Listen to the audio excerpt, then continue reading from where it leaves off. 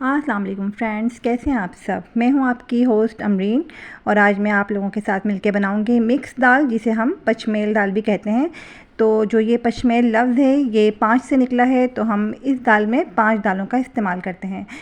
तो आप देख रहे हैं यहाँ पर मेरे पास हैं 5 तरह की दालें जो कि वज़न में बिल्कुल बराबर हैं।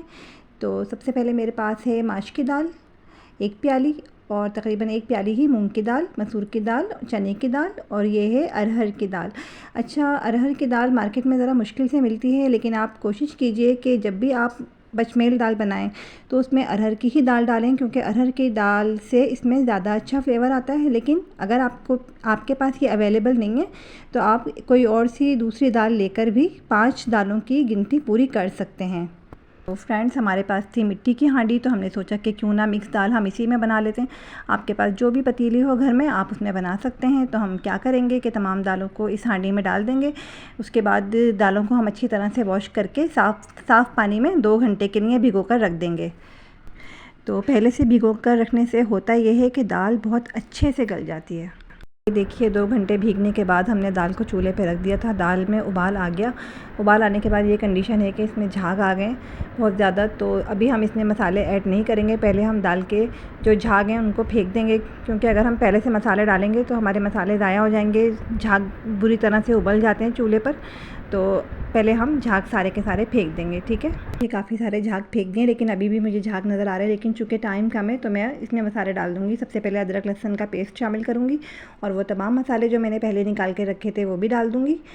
और इसके बाद मैं इसमें शामिल कर दूँगी टमाटर शामिल करने के बाद हम दाल को आधे घंटे के लिए चूल्हे पे रख देंगे गलने के लिए। लेकिन यहाँ पर हमें इस चीज़ का ख्याल रखना बहुत ज़रूरी है कि हम दाल का ढकना थोड़ा सा खुला रखेंगे, क्योंकि अगर हम पूरा ढकना ढक देते हैं ना, दाल को पूरा कवर करके पकाते हैं, तो क्या होता है कि दाल उबल के चूल्हे पे बिखर जाती है। तो हम थोड़ा सा ढकना इसका खुला रखेंगे, ये आप देख सकते हैं। तो आधा घंटा हो चुका है। अब दाल को हम चेक कर लेते हैं। तो देखिए दाल यहाँ पे बहुत अच्छी तरह से गल चुकी है। अब हम क्या करेंगे कि दाल में थोड़ा सा पानी ऐड कर देंगे, और हमें बहुत ज़्यादा पानी इसमें ऐड नहीं करना होता है, क्योंकि ये दाल थोड़ी सी गाढ़ी ही अच्छी लगती है। ठीक है, पानी शामिल कर दिया है, और साथ ही मैं इसमें थोड़ी सी अदरक, हरी मिर्चें और पिसा हुआ गरम मसाला भी शामिल कर दूँगी। और इसको थोड़ी देर के लिए 5 मिनट के लिए बस दम पे रख दूँगी। इसके बाद दाल हमारी तैयार है। तो चलिए दाल के लिए भगार तैयार कर लेते हैं। सबसे पहले हम इसमें डालेंगे प्याज को थोड़ा सा फ्राई होने देंगे।